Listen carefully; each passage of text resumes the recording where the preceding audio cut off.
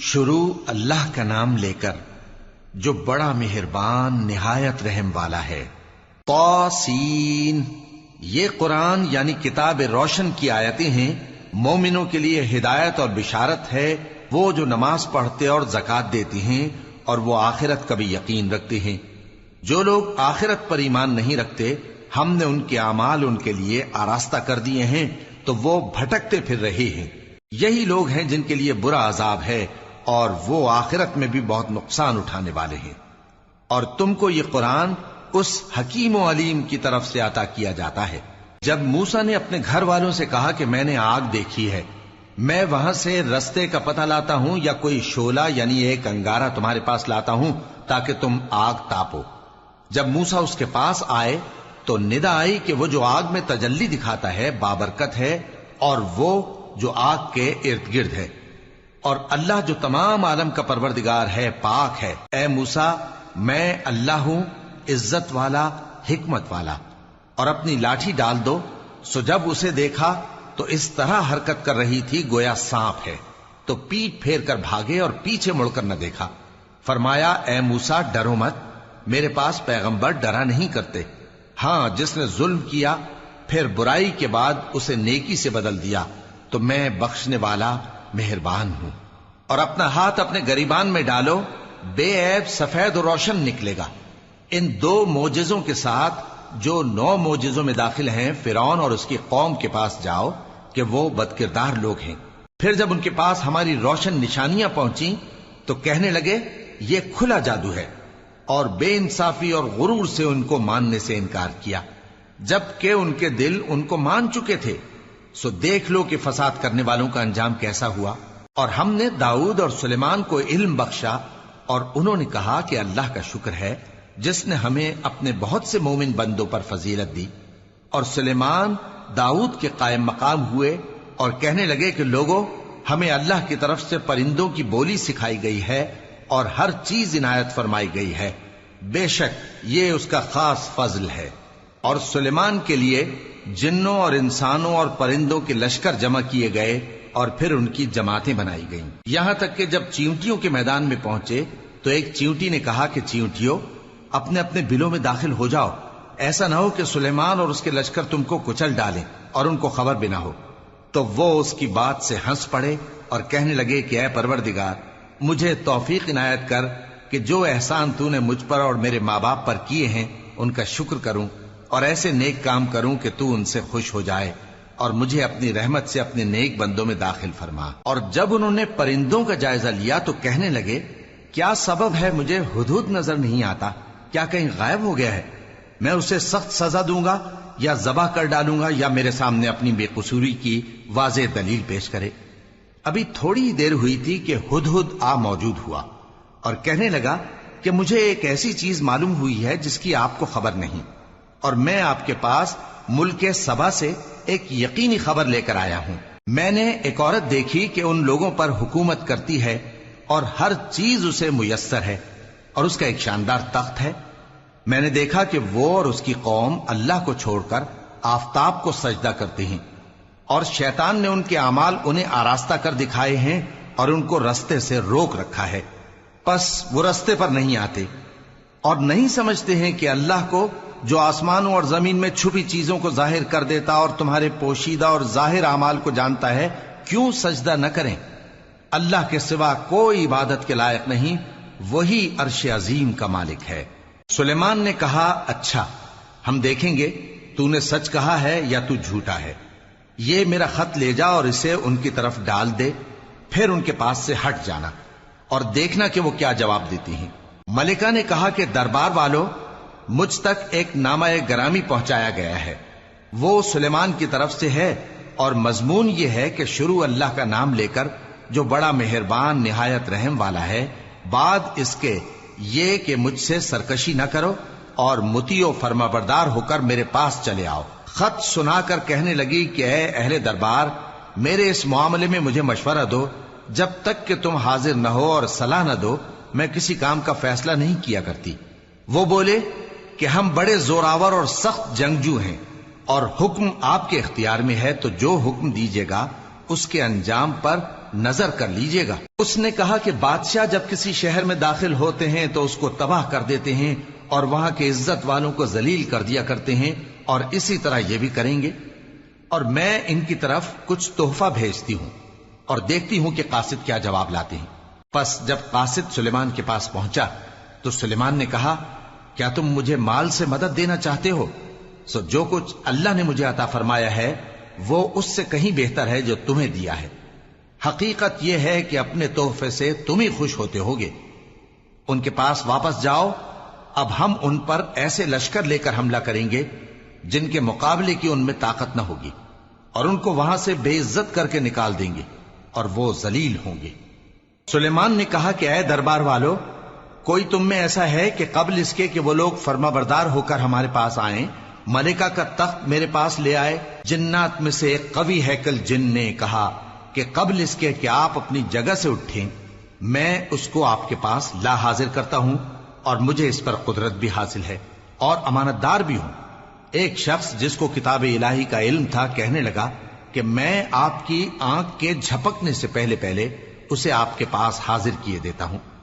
جب سلیمان نے تخت کو اپنے پاس رکھا ہوا دیکھا تو کہا کہ یہ میرے پروردگار کا فضل ہے تاکہ مجھے آزمائے کہ میں شکر کرتا ہوں یا کفران نعمت کرتا ہوں، اور جو شکر کرتا ہے تو اپنے ہی فائدے کے لیے شکر کرتا ہے، اور جو ناشکری کرتا ہے تو میرا پروردگار بے نیاز ہے، کرم کرنے والا ہے۔ سلیمان نے کہا کہ ملکہ کے امتحان عقل کے لیے اس کے تخت کی صورت بدل دو، دیکھیں کہ وہ سوج رکھتی ہے یا ان لوگوں میں سے ہے جو سوج نہیں رکھتے۔ پھر جب وہ آ پہنچی تو پوچھا گیا کہ کیا آپ کا تخت بھی اسی طرح کا ہے؟ اس نے کہا کہ یہ تو گویا ہو بہو وہی ہے، اور ہم کو اس سے پہلے ہی سلیمان کی عظمت و شان کا علم ہو گیا تھا، اور ہم فرما بردار ہیں۔ اور وہ جو اللہ کے سوا دوسروں کی پرستش کرتی تھی، سلیمان نے اس کو اس سے منع کیا کہ وہ کافروں میں سے تھی۔ اس کے بعد اس سے کہا گیا کہ محل میں چلیے۔ جب اس نے اس کے فرش کو دیکھا تو اسے پانی کا حوض سمجھا اور کپڑا اٹھا کر اپنی پنڈلیاں کھول دی۔ سلیمان نے کہا، یہ ایسا محل ہے جس کے نیچے بھی شیشے جڑے ہوئے ہیں۔ وہ بول اٹھی کہ پروردگار، میں اپنے آپ پر ظلم کرتی رہی تھی، اور اب میں سلیمان کے ساتھ اللہ رب العالمین پر ایمان لاتی ہوں۔ اور ہم نے سمود کی طرف ان کے بھائی صالح کو بھیجا کہ اللہ کی عبادت کرو، تو وہ دو فریق ہو کر آپس میں جھگڑنے لگے۔ صالح نے کہا کہ اے قوم، تم بھلائی سے پہلے برائی کے لیے کیوں جلدی کرتے ہو، اور اللہ سے بخشش کیوں نہیں مانگتے تاکہ تم پر رحم کیا جائے؟ وہ کہنے لگے کہ تم اور تمہارے ساتھی ہمارے لیے برا شگون ہیں۔ صالح نے کہا کہ تمہاری بدشگونی اللہ کے پاس ہے، بلکہ تم ایسے لوگ ہو جن کی آزمائش کی جاتی ہے۔ اور شہر میں 9 شخص تھے جو ملک میں فساد کیا کرتے تھے اور اصلاح سے کام نہیں لیتے تھے۔ کہنے لگے کہ اللہ کی قسم کھاؤ کہ ہم رات کو اس پر اور اس کے گھر والوں پر شبخون ماریں گے، پھر اس کے وارثوں سے کہہ دیں گے کہ ہم تو اس کے گھر والوں کے موقع ہلاکت پر تھے ہی نہیں، اور ہم سچ کہتے ہیں۔ اور وہ ایک چال چلے، اور ہم نے بھی ایک تدبیر کی، اور ان کو کچھ خبر نہ ہوئی۔ تو دیکھ لو کہ ان کی چال کا انجام کیسا ہوا۔ ہم نے ان کو اور ان کی قوم سب کو ہلاک کر ڈالا۔ اب ان کے یہ گھر ان کے ظلم کے سبب تلپٹ پڑے ہیں۔ جو لوگ علم رکھتے ہیں ان کے لیے اس میں نشانی ہے، اور جو لوگ ایمان لائے اور ڈرتے تھے ان کو ہم نے نجات دی۔ اور لوط کو یاد کرو جب انہوں نے اپنی قوم سے کہا کہ تم بے حیائی کے کام کیوں کرتے ہو جبکہ تم دیکھتے ہو؟ کیا تم عورتوں کو چھوڑ کر لذت حاصل کرنے کے لیے مردوں کی طرف مائل ہوتے ہو؟ حقیقت یہ ہے کہ تم احمق لوگ ہو۔ تو ان کی قوم کے لوگ بولے تو یہ بولے، اور اس کے سوا ان کا کچھ جواب نہ تھا کہ لوط کے گھر والوں کو اپنے شہر سے نکال دو، یہ لوگ پاک بننا چاہتے ہیں۔ تو ہم نے ان کو اور ان کے گھر والوں کو نجات دی، مگر ان کی بیوی کہ اس کی نسبت ہم نے مقرر کر رکھا تھا کہ وہ پیچھے رہنے والوں میں ہوگی۔ اور ہم نے ان پر مے برسایا، سو جو مے ان لوگوں پر برسا جن کو متنبع کر دیا گیا تھا برا تھا۔ کہہ دو کہ سب تعریف اللہ ہی کے لیے ہے، اور اس کے ان بندوں پر سلام ہے جس کو اس نے منتخب فرمایا۔ بھلا اللہ بہتر ہے یا وہ جن کو یہ اس کا شریک بناتے ہیں؟ بھلا کس نے آسمانوں اور زمین کو پیدا کیا، اور کس نے تمہارے لیے آسمان سے پانی برسایا؟ پھر ہم نے اس سے سرسبز باغ اگائے، تو تمہارا کام تو نہ تھا کہ تم ان کے درختوں کو اگاتے، تو کیا اللہ کے ساتھ کوئی اور بھی معبود ہے؟ ہرگز نہیں، بلکہ یہ لوگ رستے سے الگ ہو رہے ہیں۔ بھلا کس نے زمین کو قرارگاہ بنایا اور اس کے بیچ نہریں بنائیں اور اس کے لیے پہاڑ بنائے، اور کس نے دو دریاؤں کے بیچ اوٹ بنائی؟ یہ سب کچھ اللہ نے بنایا، تو کیا اللہ کے ساتھ کوئی اور معبود بھی ہے؟ ہرگز نہیں، بلکہ ان میں اکثر علم نہیں رکھتے۔ بھلا کون بے قرار کی التجا قبول کرتا ہے جب وہ اس سے دعا کرتا ہے، اور کون اس کی تکلیف کو دور کرتا ہے، اور کون تم کو زمین میں اگلوں کا جانشین بناتا ہے؟ یہ سب کچھ اللہ کرتا ہے، تو کیا اللہ کے ساتھ کوئی اور معبود بھی ہے؟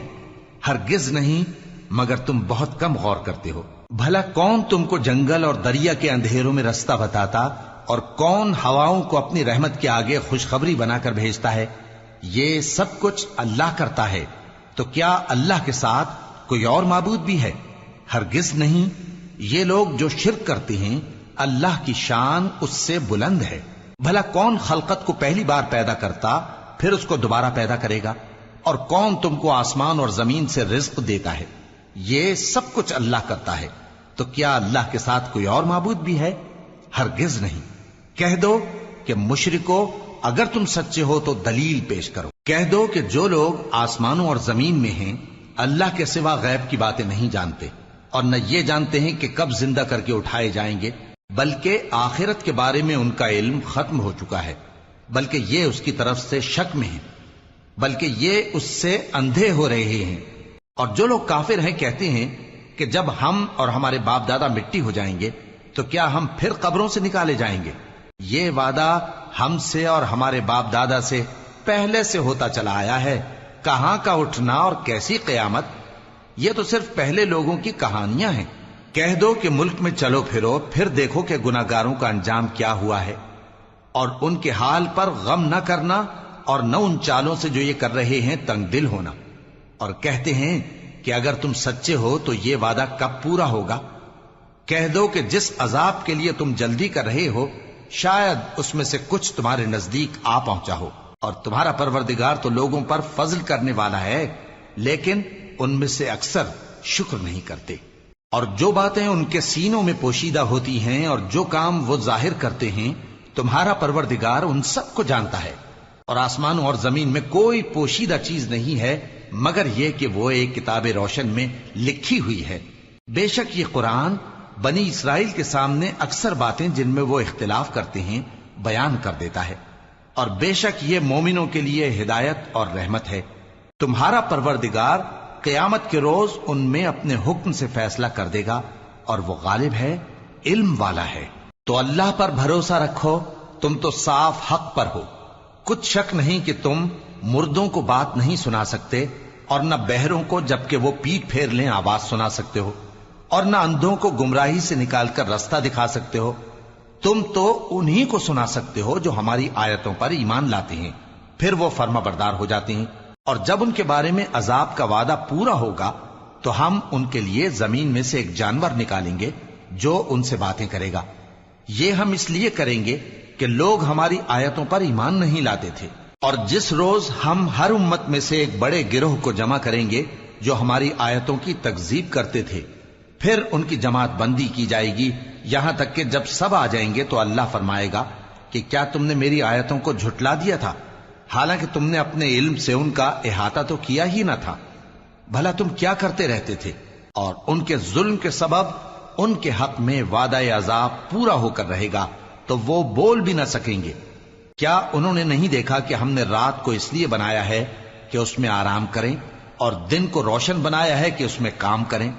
بے شک اس میں مومن لوگوں کے لیے نشانیاں ہیں۔ اور جس روز سور پھونکا جائے گا تو جو لوگ آسمانوں میں اور جو زمین میں ہیں سب گھبرا اٹھیں گے مگر وہ جسے اللہ چاہے، اور سب اس کے پاس عاجز ہو کر چلے آئیں گے۔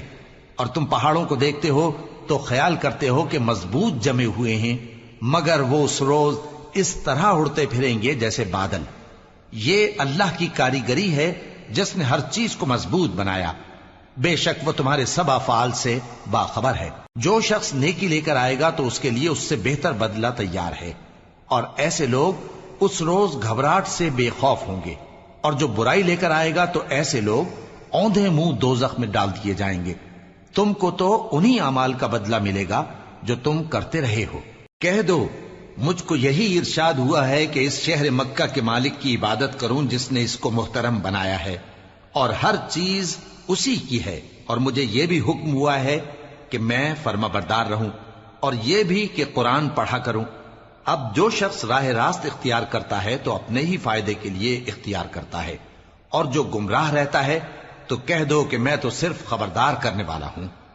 और कहो कि अल्लाह का शुक्र है, वो तुमको अनकरीब अपनी निशानियां दिखाएगा तो तुम उनको पहचान लोगे, और जो काम तुम करते हो तुम्हारा परवरदिगार उनसे बेखबर नहीं है।